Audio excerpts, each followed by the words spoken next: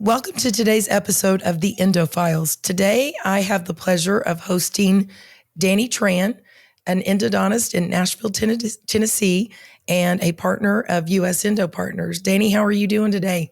Great. No, I'm glad to be here. Thanks for having me on, Kim. Appreciate it. Yeah, no, I'm so glad that you're here. You, by far, have been one of the youngest endodontists that we've had on the podcast so far. And I think your perspective is going to be widely beneficial to everybody that's out there listening to this podcast today. So I greatly appreciate you taking time out of your very busy practice to be here and talk to us. So I say Danny Tran, but I should also say the Pulpinator.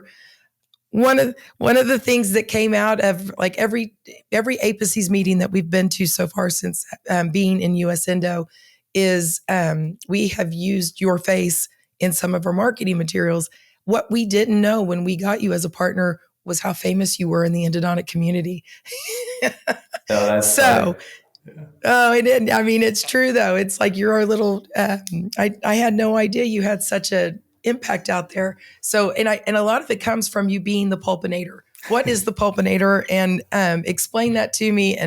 And how did you get such a following? Yeah. So when I was in residency, it kind of started off as a joke. My director at the time, Dr. Adam Lloyd, he was like, well, it's really nice to get your name out in social media. It just helps build your, basically your brand.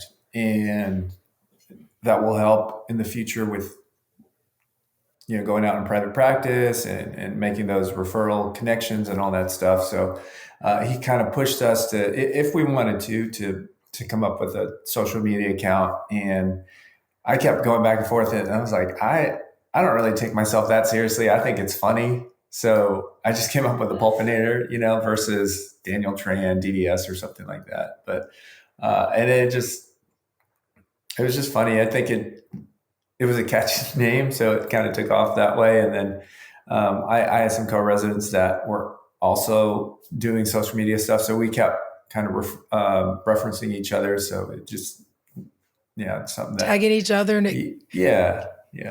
So it grew from there. yeah, and it's not like a huge following. It's just small stuff in the endo community, but you get it. It's kind of funny to see how many people do pay attention to what we do. So yeah, it's Yeah, nice. it's definitely. I mean, especially peer to peer. Obviously, like everybody's always looking to um, hone their craft and refine their craft and what they do. And I think they love seeing what other people are doing in their practice, how they do what they do procedurally, and just how they approach different diagnostic. You know, what is it I'm trying to say? The different elements of diagnostics and how you approach the different patients you see and things as it comes in. So everybody's always learning from everybody. But I think this past AAE, you were even probably shocked when people were like, you're the Pulpinator. Like it was kind of funny. So we joked that we're going to get you t-shirts and stuff to pass out and brand. So it's quite, so it was quite entertaining for me. And like I said, I'm humbled to be in your presence because I didn't know how big of an impact you had. So that's awesome. Good. Adam Lloyd, I haven't talked to Adam in quite a while, but he, good advice, Adam, if you're out there listening, good call on that. So, it is funny though. Social media has become such a way to disseminate information endodontically and share with people what actually endodontics is. I mean, a lot of people out there don't even know what an endodontist is. So if they're seeing, No, they don't. yeah, and so if they Yeah. see what you're doing online and just in general, and somehow it's promoted that we can save, you can save their teeth and um, treat them and get them out of pain.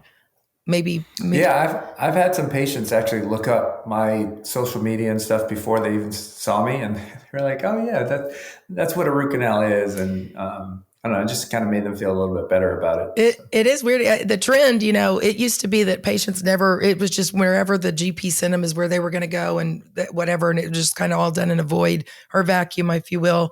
And now they are a little bit empowered to actually go out and research you guys before ever showing up with your websites and your social media. So it's a cautionary tale, but it's a very positive thing. But just remember, don't mix your don't miss your social and your business. Maybe I don't know, keep them separate. So social media can always be that trap. So Danny, you have been practicing endo for 2 years, correct? Yeah, yeah. I finished in 2020. And where did you graduate from again? So I went to the University of Tennessee for my endo residency. Before that, I was actually a general dentist for 5 years, and then I did my undergrad DDS from the University of Southern California. So that's where I'm originally from. Southern Cal. You, Yeah, you kind of have that SoCal yeah, look, I think, kind of like that, yeah. kind of Well, edgy, hip, young, carefree look. So I like that. yeah. I grew up in in Irvine, California. It's about 20 minutes from Newport, and I would wake up in the mornings, go surfing, and then especially in dental school, I would try to book my patients so I could either surf in the morning or maybe get an afternoon session. And it was pretty funny, but yeah, yeah, I do miss it. But I enjoy it out in Nashville. It's nice. It's different out here, but I would think it would it's a good experience. be very Yeah, different, but very good people out here. yeah, So in the I guess in the South is what I would call them. So you need to yeah, yeah. you need to Somewhat of the South. yeah, Yeah. you need to hook up with Reed Pullen and get back out there and start helping Oh, I him do know. some of his courses Yeah. so you can do the teaching and the surfing. Yeah, yeah. I think he still does that. His Endo boot camp, I think that's what it's called. Yeah, He it's does. pretty cool. I told him he needs Yeah. to do it for all of us, all of the support team for US Endo who don't know anything about endodontics. It's really important, I think, to Hmm. understand what you all are doing and what you're dealing with every day so that we can support you to the fullest. So I was like, Reed, Hmm. you should do a boot camp for us with surfing. So maybe you can get in Yeah, on that gig and we'll get you out there and you can all teach yeah, that'd us. be fun. You can teach the lay people what it is that you're doing and explain it to them. So it would be good. Yeah, yeah, that would be a great time. Yeah. So Danny, in addition to just recently graduating, so 2 years, so you're still quote unquote a new clinician as far as endodontics goes.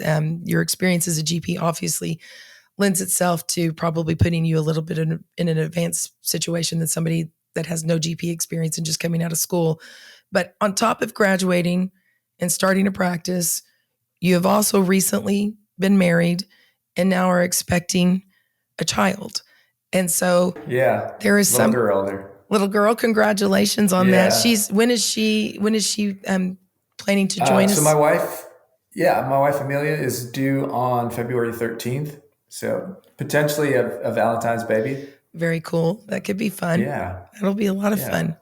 And I am so I'm going to ask you, why in the heck are you doing all these stressful things like getting married, having a baby, starting a practice, Oh, going on your like it's all everything all at once? How yeah. how have you managed all this? Yeah, I just take it one day at a time.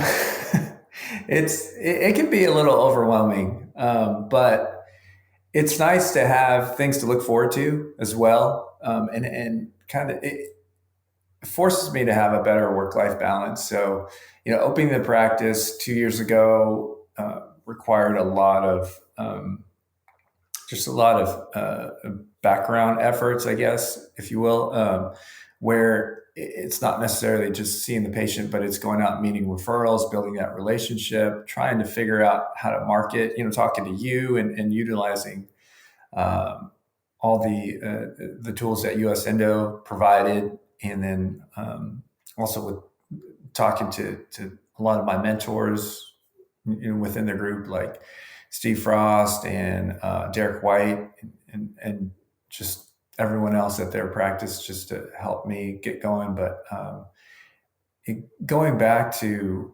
kind of managing my time, Amelia helps me a lot with that. She's an orthodontist, so she has a way better outlook on the work life balance. And endo and ortho are very very different, and it's just They good are a to have different someone. beast. Yeah.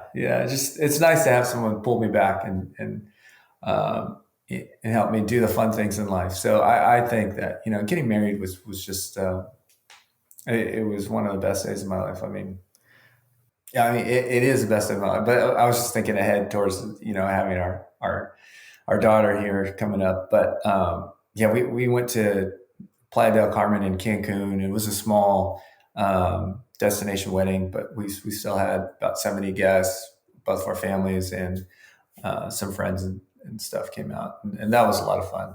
Um, yeah, and now we have a honeymoon coming up because we just got married in April. We're pushing it off till around this time where it's usually a little bit slower, and now this honeymoon is turned into a baby moon. So yeah, it'll Still, be good. hopefully that'll be good. Still, hopefully a lot of Yeah, fun and a nice yeah, rest and relaxation for both of you. So, yeah. It'll be Italy, and yeah, we're gonna enjoy ourselves. So oh, nice, Italy. That's on my bucket list. That's a place I've not ever been in all my travels, and it's the one. Like I used to travel a lot for work, and it's the one place that I was like, no, I just want to go there in vacation. Like I don't want to, It's I don't know why it's like this big, huge,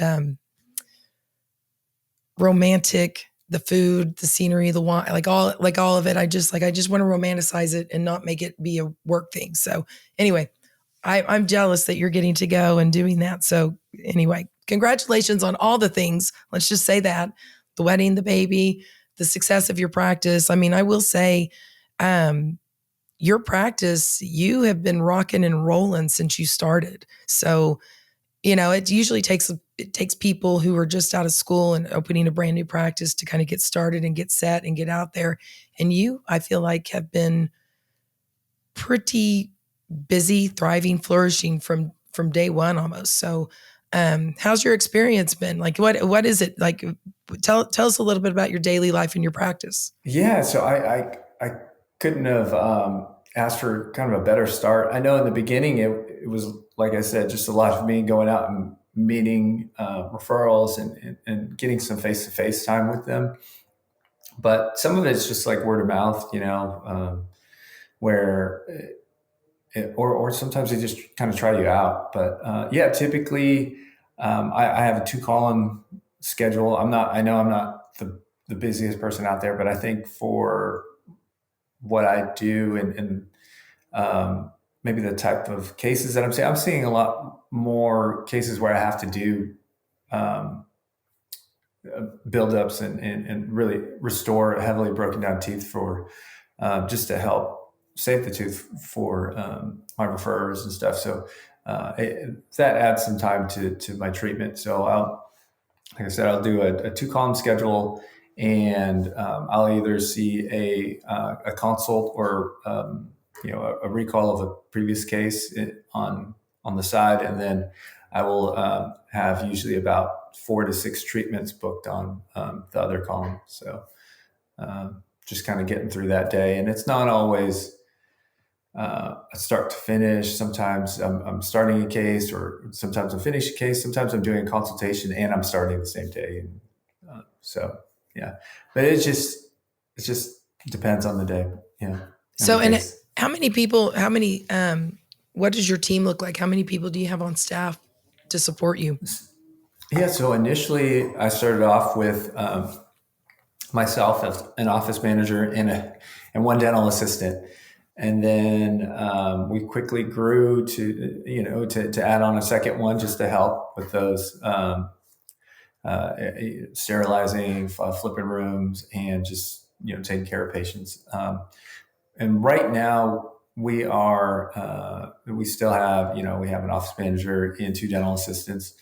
Um, but I also recently started, going back to work-life balance, cutting back on Fridays, and then I hired an associate, so he actually works Fridays for me, Dr. Matt Titchets, and he's been great.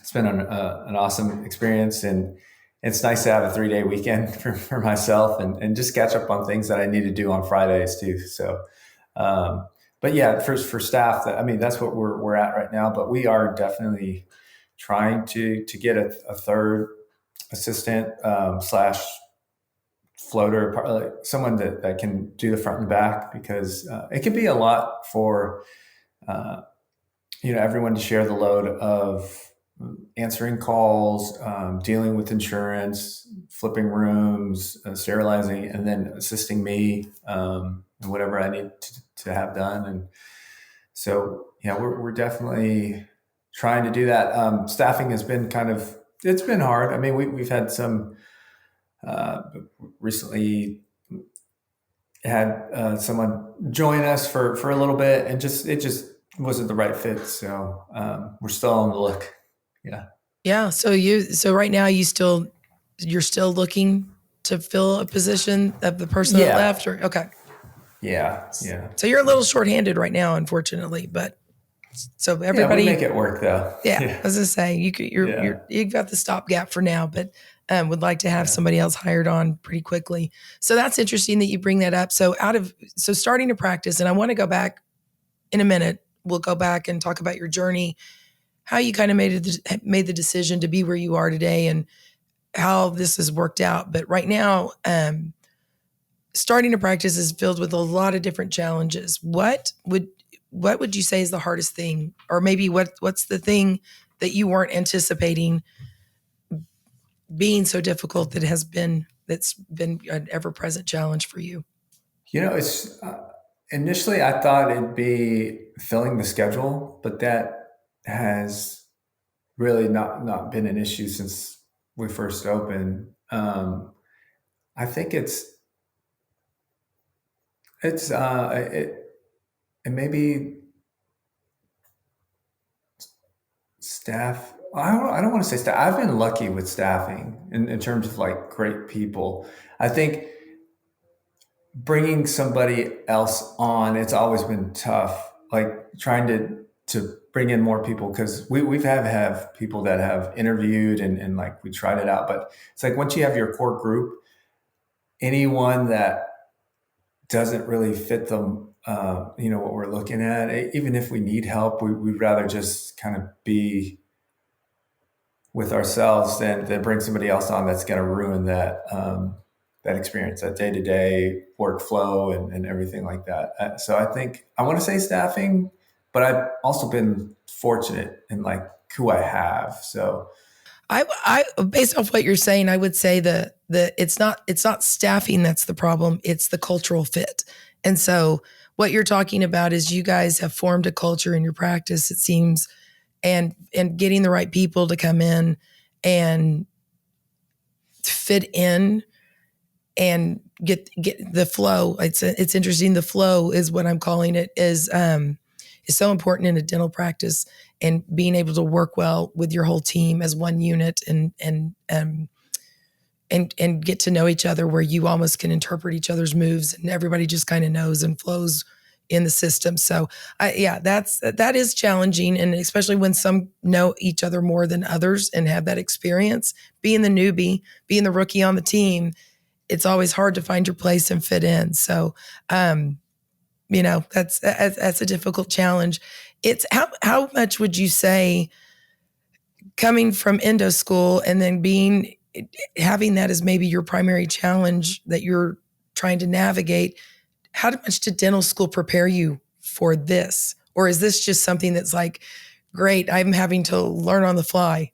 What's your experience? just kind of learning on the fly. Yeah, we don't really learn too much about practice management or any of that stuff in dental school. I know in residency they kind of will give you their take on this stuff, because we do have people with or just faculty that have that real world experience that you can pick their brains whenever they're in, especially the part time ones that still work and stuff. That was always helpful.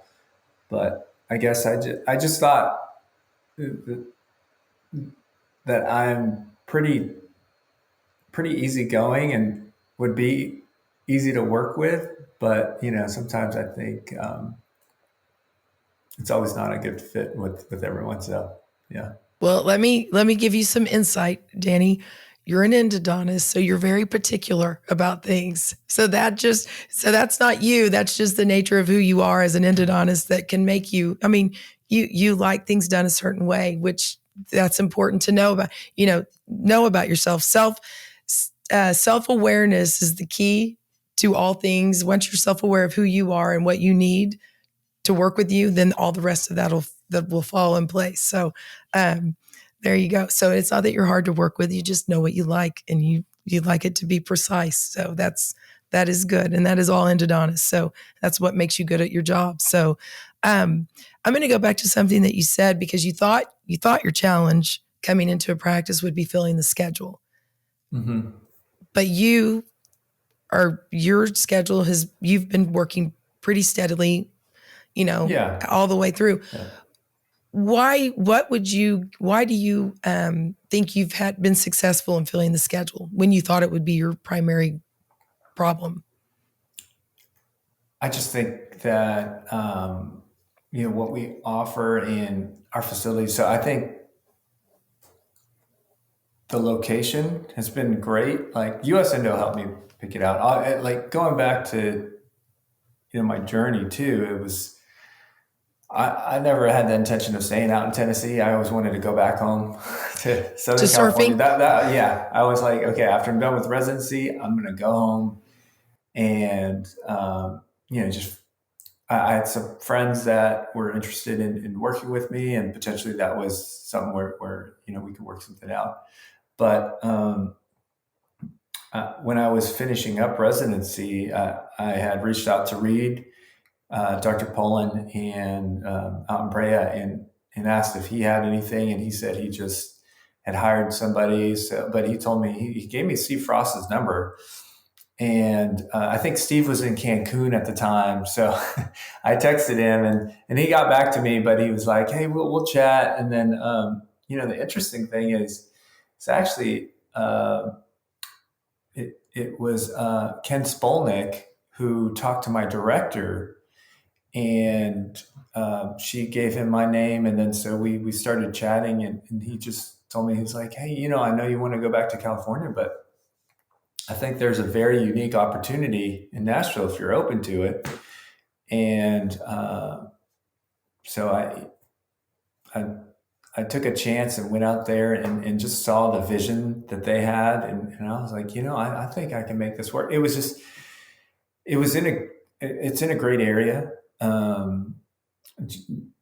just a very affluent community in Nashville, and supporting offices are real close. We have just in our building, we have 4 general dentists downstairs. We have an orthodontist as in a separate suite downstairs, and then right next to me on the second floor is a pediatric dental office with 2 pediatric dentists. So that they've been great to work with. And then just in the immediate area, we've had a bunch of general dentists within 10 minutes of us, 10-15 minutes. So and I think going out and just talking to them, and once they send you like the first case, I think that's like a big chance to just kind of wow them.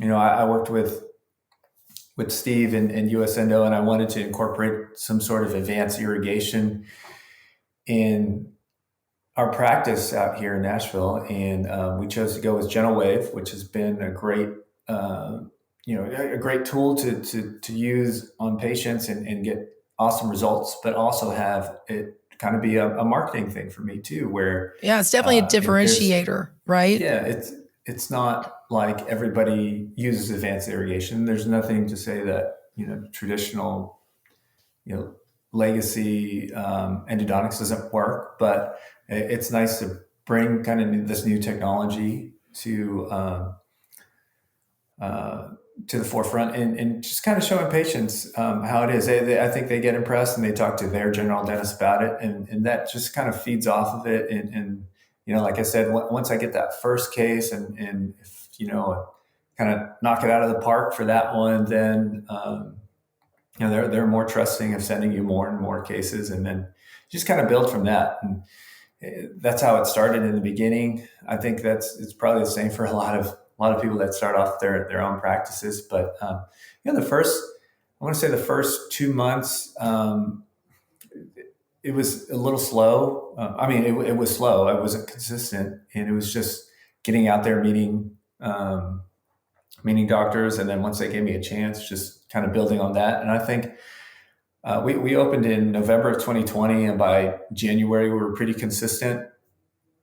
I wasn't doing 4 to 6 cases a day, but I was probably doing 2 to 3, and I think that was pretty good for not, mixing some consults in. It was keeping me busy. I was gonna say, I mean, if you think about it in perspective, that's just 2 months in. You're a brand new doctor in the area. I mean, they're clearly those people were referring someplace before, so that is, I'd say that's really good progress, right? Yeah, yeah, and then just to get it up to where it is now, like a lot of times I'll see. Like I said, it may not be busy for other people, but for me, it's a full day for me where, we're seeing in total like, 10, 12, or I don't know, 8 to 10 patients or something like that. Yeah. But it's been great. And it was a little scary thinking about like, okay, how are people going to take to this California guy coming out and open a practice? But it's just been a good experience. Well, I think one that I mean, and it's great that you're saying all these considerations. Like, I think when you came out of school, so I have a couple of questions. One, were you thinking at all about location and why it matters? And like, even if you went back to California, would you have been looking for a community that could afford to pay for root canal treatment? Were you thinking about how close in proximity supporting practices were and the GP population around you? Or were you primarily going to go back because it was home and this is the place you wanted to be and you were going to go try to make it work? Like, did you? And the reason I'm asking that is because I'm wondering, like anybody that's listening that's maybe coming out of school or getting ready to come out of school or just has and is trying to find that place, what is their thought process and what is it now and what should it be going forward, like to set up themselves for success? Yeah, I think those are great questions, and they're definitely things that you need to consider. I think when I was getting out of residency, I probably was looking for a job a little later in the game. I probably should have started, during my second year. I really didn't start until probably 4 or 5 months from graduating. Then I was like, oh yeah, I should really think about where I'm going to work. But I just wanted to go home because it was home, and that's where my family and friends were. And then I was willing to commute to wherever I could find days. I was thinking that I would probably need to work part time at 2 or 3 offices, and just find work that way. I had some friends that when they got out of residency and moved back to California, Southern California, it's so competitive there.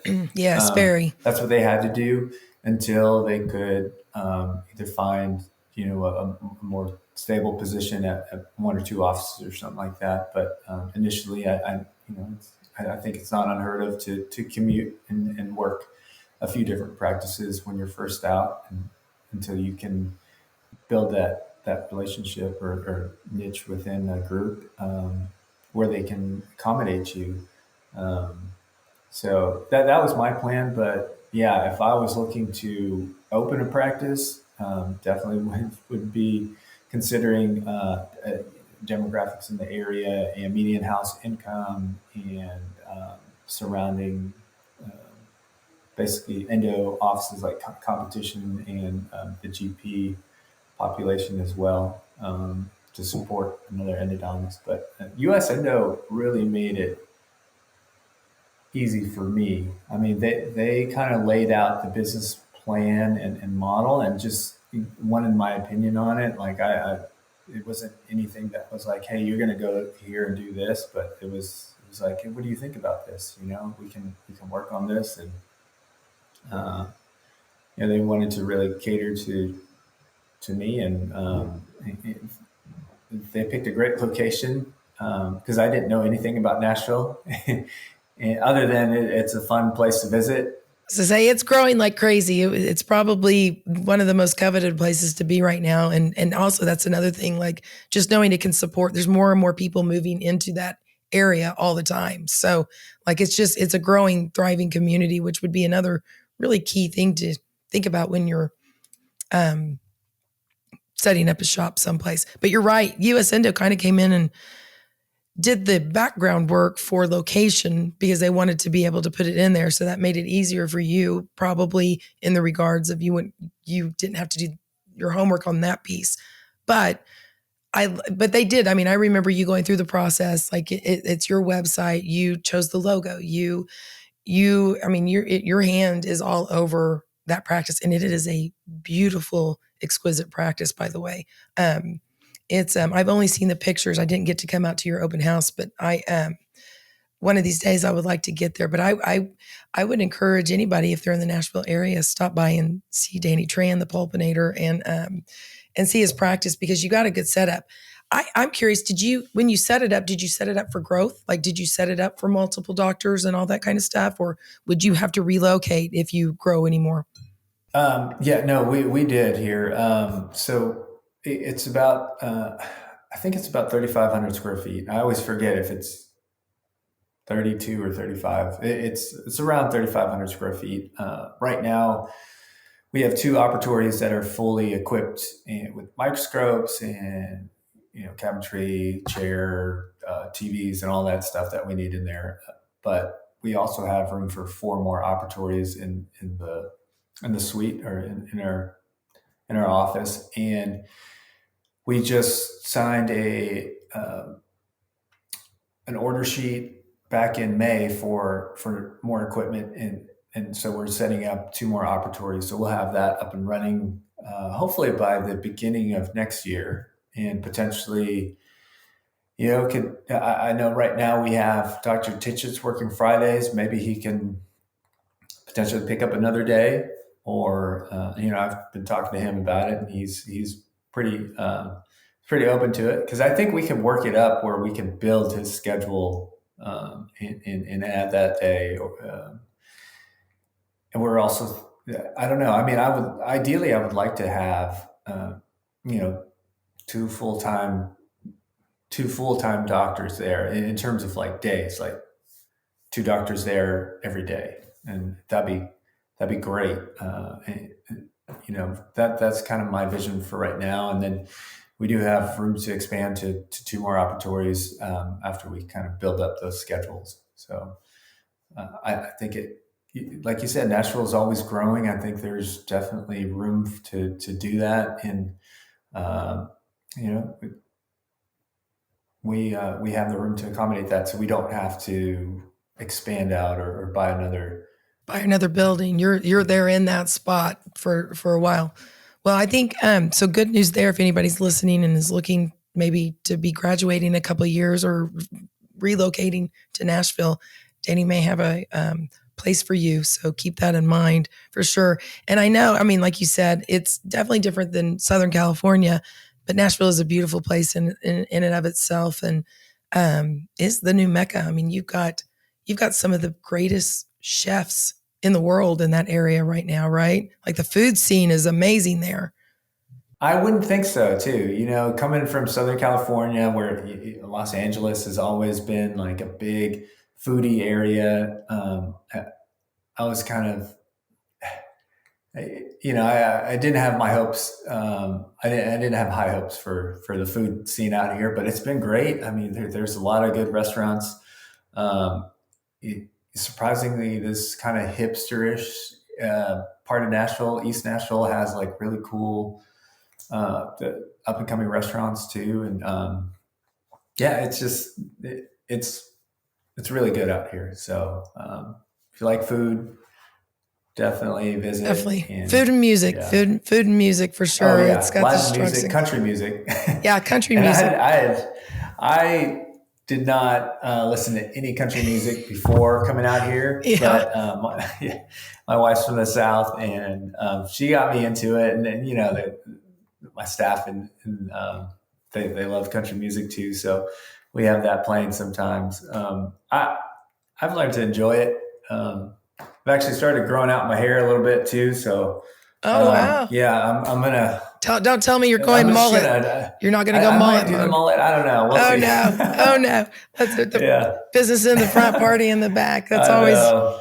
I'm from. I feel like I'm We'll from see. that era where when I was Yeah. young, the cool thing was the mullet and to get the perm in the back. So, um, Yeah. let's not bring that back, Danny. I like your hair the way it No, I'm is. just So kidding. Yeah. Yeah. It's just for fun right now. experimenting, Experimenting. that's Yeah. always good. My college son is doing that. Recently he shaved his mustache and it was a day of celebration for me. He was experimenting with a mustache and I was like, it is not a good look for you. You need to get rid of it. So, but you got to do those things. That's part of the enjoyment of life, right? You got to go through those things. So, um, too funny. I am. So it cracks me up. Out of curiosity, what kind of music did you listen to before being exposed to the country world? Yeah. It's just that I grew up playing a lot of basketball when I was younger. I grew like I was a big kid and I just kind of stopped. So I was already like 6 feet tall when I was 12. And like I had like a full mustache. And everyone's like, hey, you're not really 12 because let's see your birth certificate. Because I would play like, um, like AAU basketball and all that stuff. And so just that, I think growing up in that community, like I listened to a lot of hip hop and it's just what I liked and I still listen to that stuff. But I've come to appreciate country. Yeah. Who's your favorite hip hop? I mean, I like Kendrick Lamar, J. Mm-hmm. Cole, Yeah. and those guys. Yeah. So probably a lot of people would be very surprised that this 48-year-old woman knows Kendrick Lamar and J. Cole. And Oh, really? like, I'm trying to That's think of all this, awesome. but having four sons who all live and die for Yeah. that music. Like I'll never forget when Drake was big, like when he first came out, I was like, why? I don't understand why you guys like there's like it's like a slower, like I'm a 90s girl, so like all the music was upbeat and we had, I'm trying to even think what all we had back then, but now I can't think of anything. But Yeah, probably like Wu Tang Clan and Tupac, Biggie, Tupac, and Biggie, yeah, Snoop Dogg, Dr. Dre. We had yeah, we had Dre, all the yeah, original classics, even a little bit of the uh, Easy E and yeah. Oh Ice yeah, T and all those guys. NWA and stuff. Yeah, NWA. yeah. That was I used to cruise listening to some NWA. So I could That's still awesome. probably I could still probably Yeah. rap it right now if I needed to. So it's funny because my kids. We might have to do that. You know what? Maybe Next time. yeah, Yeah. maybe at the Vision Summit we can bring out Yeah. some NW, the Boys in the Hood, and we Yeah. can have Oh some fun gosh. with it. Yeah. I even listened to Forbidden Two Live Crew, if you even know who those are. Well, because it was my rebellious nature, and yeah, I don't know if I'm proud of that or not, but it's hilarious. But the boys will bring out, my kids will bring out some of those old guys every now and then, and I'm just like, this is my music. And but Dre, or I'm sorry, not Dre, Drake, I struggled with, but now I can appreciate and do have some of my favorite songs with him, um, and I do like Kendrick Lamar and J. Cole is one of my favorites actually. So I oh, and you know what? I actually like Tyler the Creator a lot. He has He's some a little, interesting stuff. he's got some very interesting stuff, but Yeah. I really do like him. There's a lot of anyway. So I was just trying to connect with you there on a level that shows that I'm Yeah. still young at heart a little bit. So Oh yeah, um, definitely. That's cool. yeah, that is cool. But I'm glad that you're being open minded to country music. That's kind of what I grew up on. Also in the 90s, Okay. that's when line dancing was really big. And Yeah. that was my college athletic credit or PE credit was country music and swing dancing, Oh line wow. dancing, and all that was yeah. So I was hitting the bars That's funny. in a big way, doing all the line dancing back then. So I can That's also give awesome. you some tips on any of that if you would like. So I t- Yeah, is Blake a big line dancer? Oh no, he is not a big line dancer. He is more, Oh, he's more of the hip hop route too. So oh, okay. yeah, he's a big I Jay didn't Z know fan. that. Yeah, he's a big Jay Z Oh, fan. nice. So yeah, Okay. he's Yeah. yeah, he's not, he, I don't think he tries to tell me he can two step, and I'm like, that is not two stepping, and we should stop doing that right now. So anyway, too funny. Um, I want to take it back now that we've digressed and had a find fun time with that conversation. I want to. Oh, not sorry. That was my fault. I wanted to brag a little bit about knowing how to relate to the culture here. I'm trying to show how cool and hip I can still be. Um, I want to go back to so you getting out of school. You are now with a specialty DSO. Was that in your wildest dream? Was that even an option for you? Like, I want to kind of talk through the process of how that went down and what you were thinking and even what people you were going to for advice. What did they say about it? Yeah, so I think US Endo was pretty new at the time. I mean, when was it December 2019? December 2018 is when they officially 2018, started, sorry. but I Yeah. bet I think 2019 was a building year for sure. So I would Yes. it was Yeah. it was it was the first vision summit we had was, I'm trying to remember, February of 2020, and there were like Okay. 35 doctors there. So Yeah. Yeah. So relatively new. I mean, I didn't really know anything about US Endo, and I just spoke to Reed, who recently signed on with them, and he had nothing but great things to say. So that was reassuring. No, in my wildest dreams, I didn't think I'd be part of a DSO coming out. I just had such a bad taste from when I was a general dentist with DSOs. I did not want to go into that. I don't know, be associated with that or even consider that. But just with with what Reed told me and just the quality of doctors in the group, I was like, wait a minute, this seems a little like different than maybe what I'm uh, thinking it is. So yeah, definitely gave it a chance, and it's been a great experience. But yeah, I was very hesitant.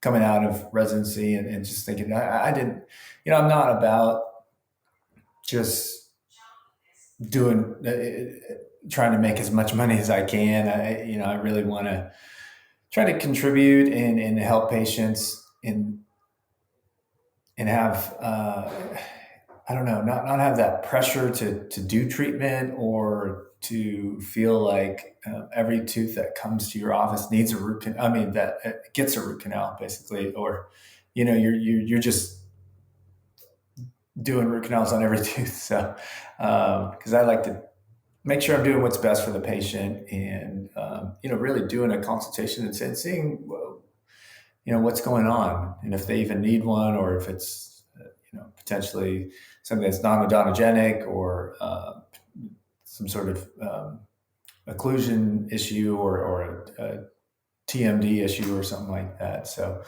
um, yeah, it was nice to know that they were also focused on the patient because I remember just talking about it and they're like, no, Danny, like you're not just slamming root canals out. You just do what's best for the patient and everything else will follow. That was the thing. Just care for the patient, care for your staff, and care for yourself, and just and everything else will fall in place. Yeah. And it's true. I mean, honestly, so for the old timer like that, I've been around in endo. I mean, like even I feel like I'm not that old, but I've been around in endo for a long time. And so I remember, um, so it's 23 years now in the industry, and DSOs really coming on the scene. General dentists, I would say, DSOs coming on the scene, and we worked with them from a corporate. I mean, they're obviously big users of products. Obviously, they're doing a lot during the day, so they were big important relationships of ours. But there was this foundational principle that it was all about the Benjamins, right? It was all about making the money, and like even some of them of older years, I'm not going to say now, but back then, it was this reputation of like every person that comes in, like you knew the most profitable, as a doctor working there, you knew the most profitable procedures that you could do, and you were trying to push people into doing something always. So whether it was really best for the patient or not, you were pushing things that maybe they don't need, or you know don't couldn't couldn't benefit from. And it wasn't about patient care, it was about the dollar first.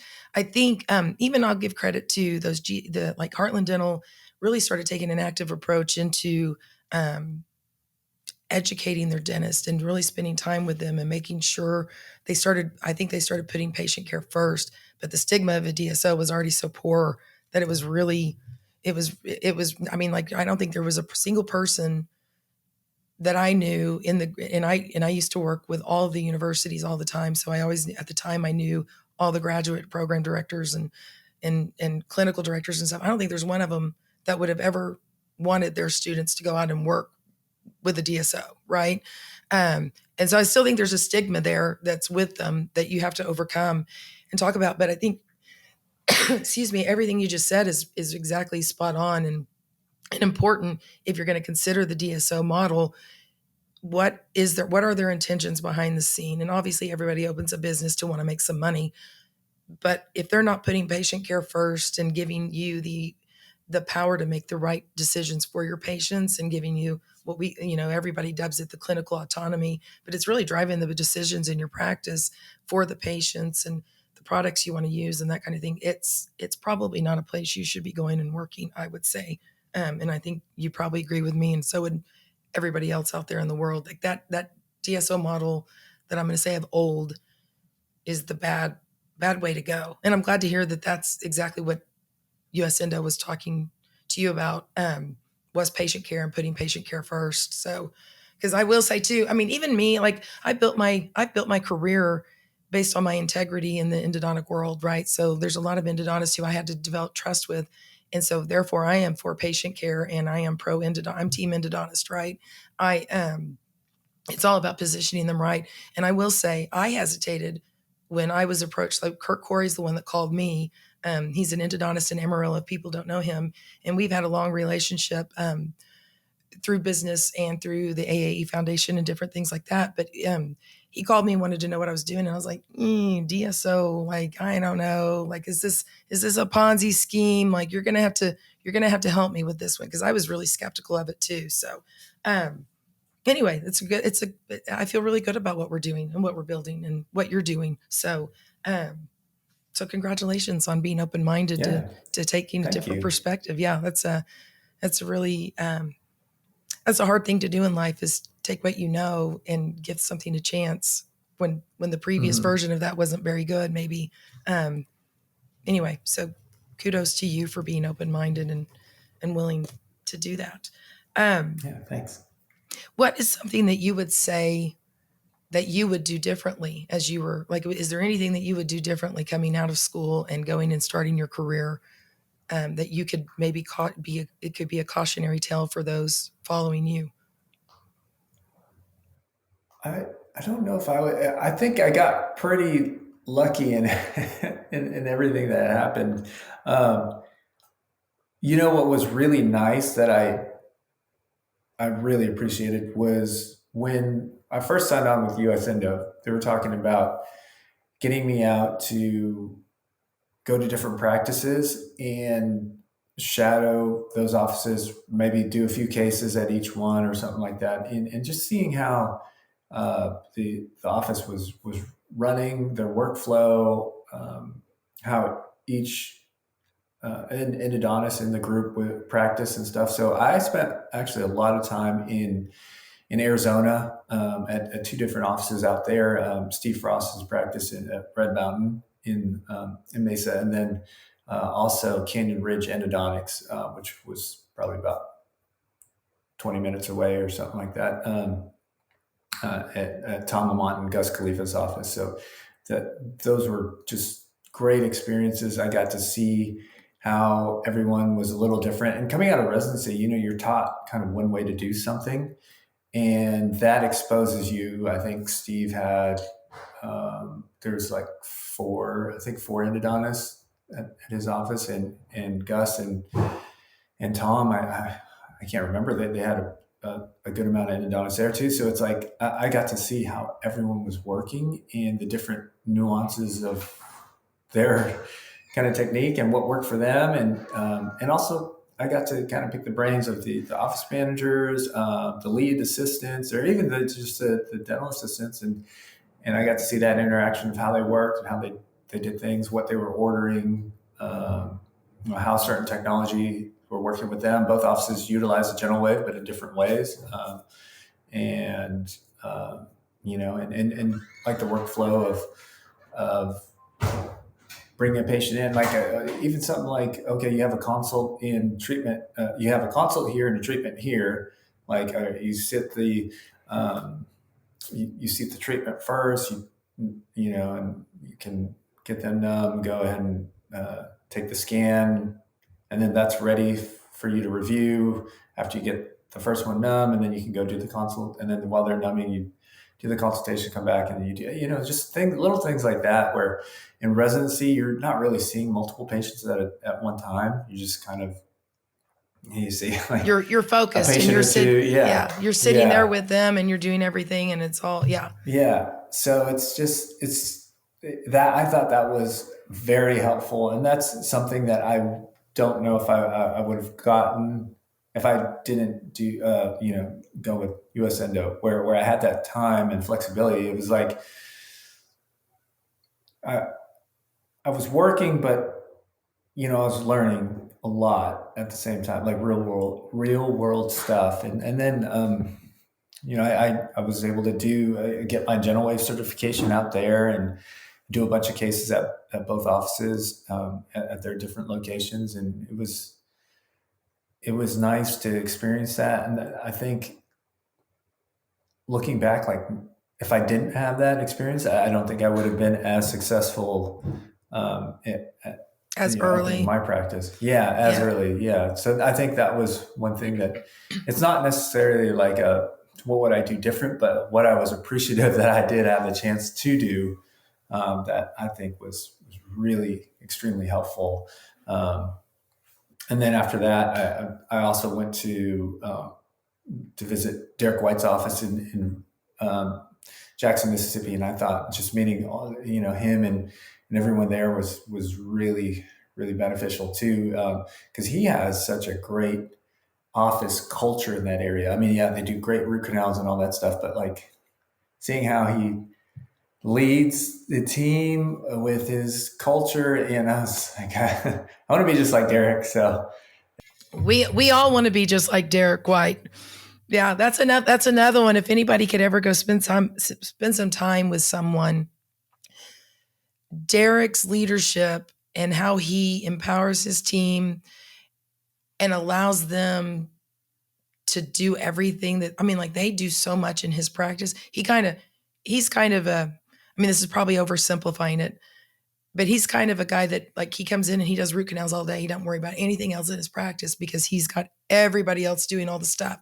And it's funny, and the people there um, feel so good about everything in that practice because they're empowered and they know they're contributing in a way that makes a difference and helps those patients and all that kind of stuff. So it is he's a good one to go watch and mentor. We actually have a course that we do with him for flow. It's called flow because it's getting into that flow. I almost call it a choreography. It's almost like a dance. Like when your office is in sync, everybody like, I don't know. I picture I'm a creative marketing person, right? So I immediately go to La La Land and just how everything's kind of this dance and it works all well together. And he's definitely he's got that routine down really well. But it's taken a lot of years of experience and work for him. So I think that's another thing is it's like talking to people, just to your point, mentorship, talking to people, whether you go with DSO or not, there is more than one way to skin a cat, and you're learning so much in school.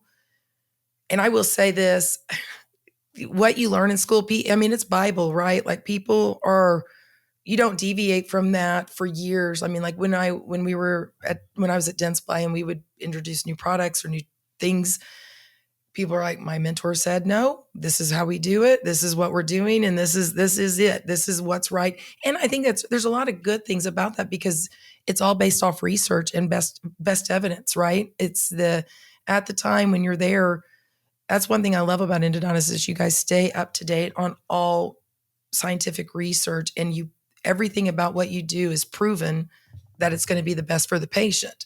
And so trying new things and being one of those people that steps out and from that where maybe there's not tons of literature supporting what you're doing, you're the explorers of the world. You're embarking on new things, and it makes it's important to do. I mean, um, because you just need innovation in everything. So it's Yeah. but getting out Yeah. there and I having agree. having your eyes opened up a little bit to different methods and different styles because every school you go to has a method.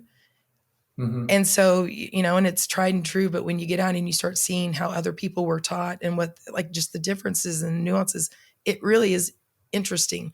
And so that connection and Right. that network of people to learn from is always what will keep you being a really good clinician, I think, Oh too. yeah, it's invaluable where you can essentially, as a young endodontist, it's like I can learn from kind of what not to do too and avoid certain pitfalls if you know 100%. which Yes. is Like, great. Yeah. yeah, like you can stay out of trouble by other people's failures, right? Like, so that I think that's why it's the anywhere in the world. I'm sure dental health, continued learning is always good, and not just necessarily in a textbook and research and JOEs and things like that, but applied, practical, daily clinical experience is amazing. There's nothing you can get from experience, but it's all positive. So. Um, I'm trying to think, Danny. I mean, I'm sure there's so much more that everybody could learn from you, but I've already taken up an hour of your time. Is there any words of wisdom that you would want to give to anybody out there? Um, Things to avoid, things to do, anything else? Or I love your method of enjoy life, work hard, play hard. I think that's always been my thing.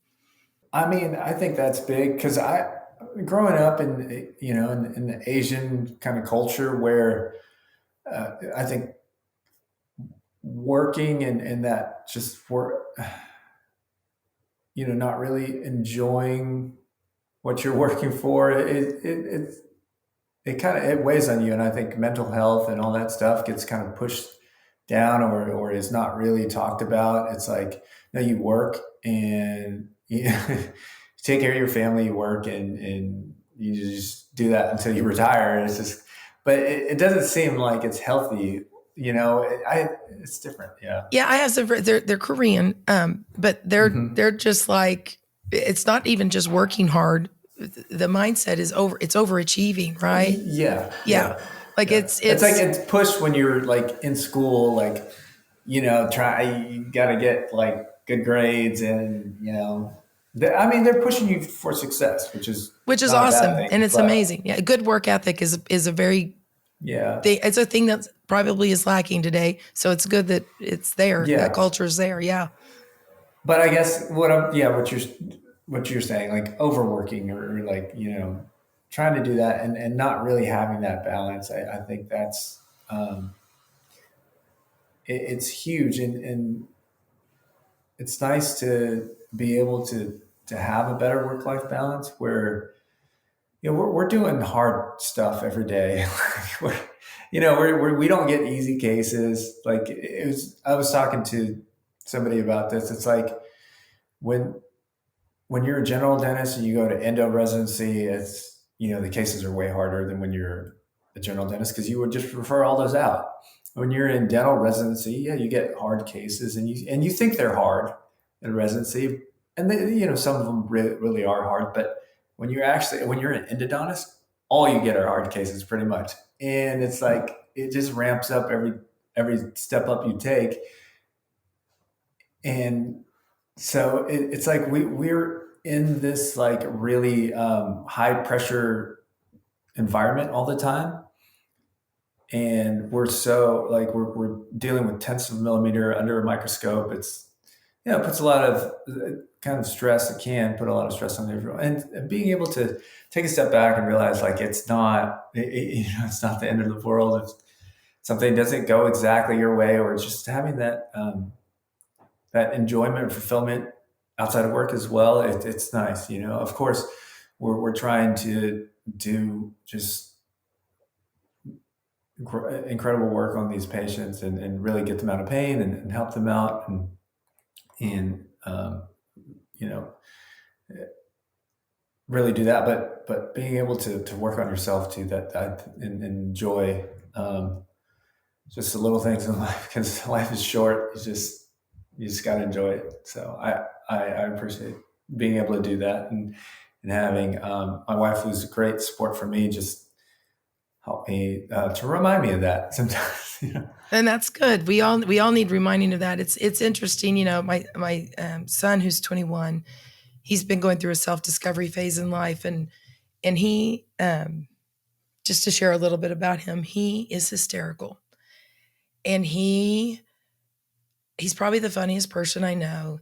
He is always performing just naturally.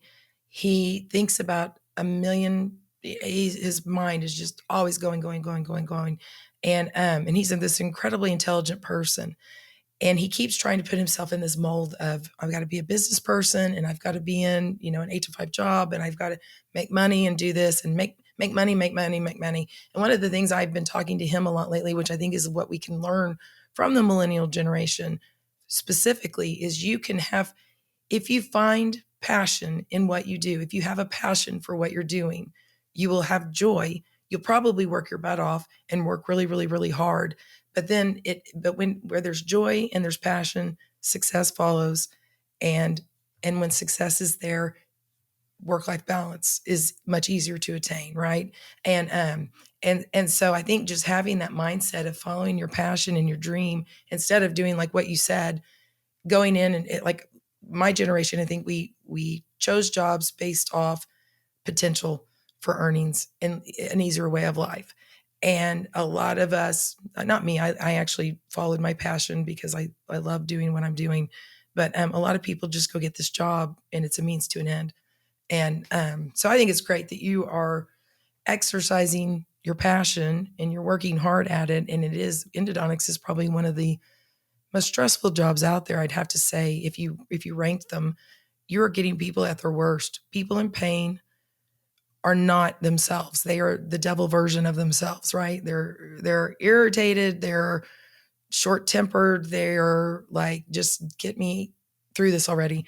And you guys have to deal with that. And like I said, I don't know how you do, like millimeters in this little bitty tiny hole, looking through a microscope, and like I I am the last person in the world who should ever be an endodontist. I don't know how you do it, so I appreciate you guys very much. But you're right, and having that work life balance is important for longevity for you. I mean, honestly, if you want to do this till you retire, you cannot be under that stressful environment and just drive hard all the time. So set yourself up for success from the beginning. I wish if I could give, like, in all my years of working with kids, I say kids, you are kids now to me, but that sounds disrespectful, and I don't mean it to be. We're working with students and residents coming out. I'm like, if you would just think about the location and then all those demographics that we talked about earlier, and pick a place, you can own homes in all the other places that you think you might want to live. Like you can just buy homes there or vacation there all the time, because you will be thriving and having plenty of money, and you will not be stressed out, and it's all good. So it's important to have a little bit of forethought. I do like what you said you should have done earlier, started earlier looking into where you wanted to go.